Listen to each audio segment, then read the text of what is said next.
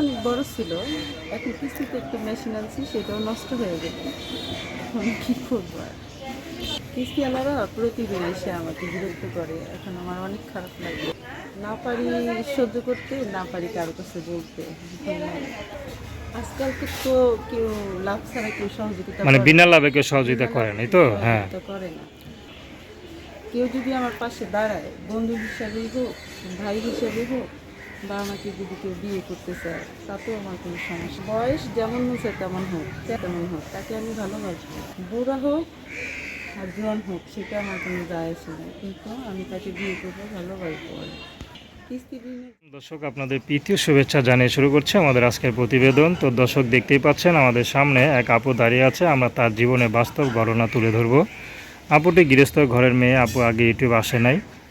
তো আমরা এক জায়গায় ভিডিও করতেছিলাম, তো আপুটির সাথে দেখা, আমাদের দেখে আপুটি কেঁদে কেঁদে কাছে আসলো এবং আমাদের বললো যে ভাই, আপনারা তো অসহায় মেয়েদের ভিডিও করেন, তো আমিও খুব সমস্যায় আছি, তো আমার যদি একটা ভিডিও করতেন, যদি সরকারের কাছে পৌঁছাতো বা মানুষের কাছে পৌঁছাতো তাহলে জানতো। তা বলে দেখে কিন্তু মনে হয় না যে আপু ইউটিউবে করবেন বা ইউটিউবে আসবেন, এরকম কোনো লোক না। তো আপুটি কেন আসলেন, আসলে তার কি দেয়ালে এবং কি পিঠ ঠেকে গেছে আসলে, তো আমরা তার মুখ থেকে এই ঘটনাটা শুনবো। আপু, আসসালামু আলাইকুম। ওয়ালাইকুম সালাম। কেমন আছেন? আছি, ভালো আছি। নাম কি আপনার? আমার নাম রিনা।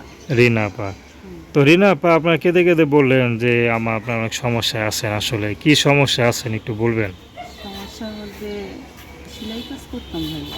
হুম। এখন সেলাই কাজ করার পরে একটা সেকেন্ড হ্যান্ড মেশিন কিনছি। তো সেলাই মেশিন কিনছিলাম, ভাবছিলাম যে মেয়েদের দিয়ে অনেক কর্মটা বাড়াবো, কিন্তু সেটা আমি পারিনি। স্বপ্নটা নষ্ট হয়ে গেছে। নষ্ট হয়েছে বিধায় এখন প্রতিবেদন আসছে, যদি আমাকে কেউ সহযোগিতা করতো, আমার কেউ যদি একটু সেলাই মেশিন কিনা দিয়ে হেল্প করতো, তাহলে আচ্ছা, হয়তো মানে কিছু সেলাই মেশিনটা তো কিনলেন, কেনার পর কি হয়েছে, সমস্যা কি হয়েছে? নষ্ট হয়ে গেছে। ওটা কি নিজের দীর্ঘদিন টাকায় আমার, কিনছিলেন নাকি?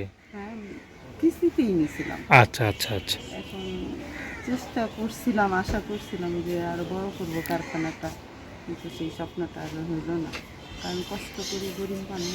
আর মেশিনটা কি নষ্ট হয়ে গেছে? হ্যাঁ। তো এখন কিস্তির টাকা কি শোধ হয়েছে?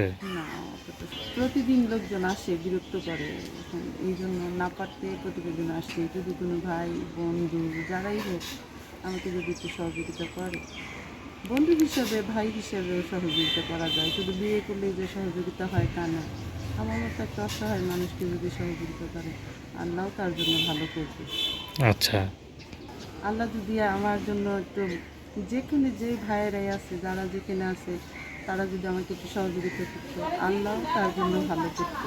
আচ্ছা, তো দর্শক, আপনার রিনা আবুর কষ্টের কথাগুলো শুনলেন। তো তার নাম্বারটা হচ্ছে 01342639063। আমি নাম্বারটা আবার বলছি, 01342639063। তো দর্শক, প্রেম ভালোবাসা বিয়ে শাদী করা একান্ত আপনাদের ব্যক্তিগত ব্যাপার।